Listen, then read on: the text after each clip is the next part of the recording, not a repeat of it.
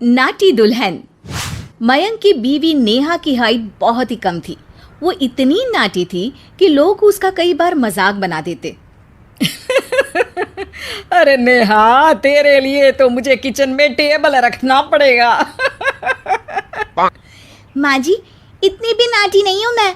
और हाँ, हिल्स पहनकर तो बिल्कुल आपके बराबर आ जाती हूँ।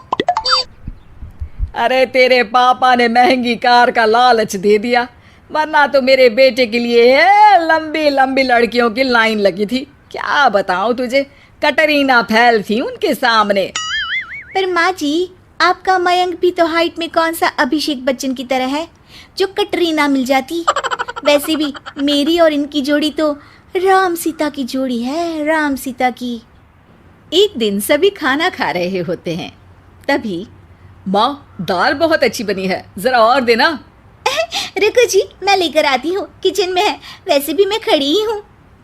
ये सुनकर सास हंसने लगती है। तुम खड़ी हो या बैठी, एक जैसी ही लगती हो। बस कीजिए जी, अभी हिल्स नहीं पहनी है, वैसे भी हिल्स पहनती हूँ तो आपके बराबर ही लगती हूँ। एक दिन नेहा सब्जी लेने बाहर निकलती है तो पड़ोसन कहती है, अरे देखो देखो कितनी नाटी है। मयंक तो दिखने में अच्छा है, हाइट भी ठीक ठाक है, फिर क्या जरूरत थी ऐसी नाटी बहू लाने की। दहेज बहन, दहेज। अंधे हो गए थे पैसों के पीछे, अब करे जगह साई। दोनों की बात नेहा सुन लेती है और उसे बहुत गुस्सा आ जाता है। आंटी जी, एक बात बताओ, मेरे पापा के पास पैसे हैं, उनको अच्छी लड़की की तलाश थी, ये पसंद आए और शादी हो गई। इसमें मेरा क्या कसूर है जो आप लोग मुझे सुना रही हैं? अरे नहीं नहीं नेहा, हम तो तेरी सास की बात कर रहे थे कि कितनी लालची औरत है। देखिए, वो लालची नहीं है।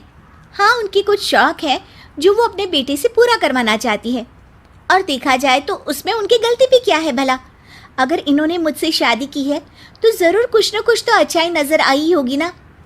और अब ना तो मैं आपकी बहू हूँ और ना ही आपके रिश्तेदारों को मुझसे मिलना है। फिर ये बात समझ नहीं आई कि आप इतना परेशान क्यों हो रही हैं। ये बोलकर नेहा वहाँ से निकल जाती है। नेहा, चलो तैयार हो जाओ, हम लोगों को एक पार्टी में जाना है। नेहा तैयार होकर पार्टी में जाती है, जहाँ मयंक का दोस्त उससे कहता है, अरे मयंक, तू लकी है यार, तेरी बीवी की हाइट इतनी कम है कि तुझे बच्चे की ज़रूरत ही नहीं है, भाभी ही बच्ची जैसी है।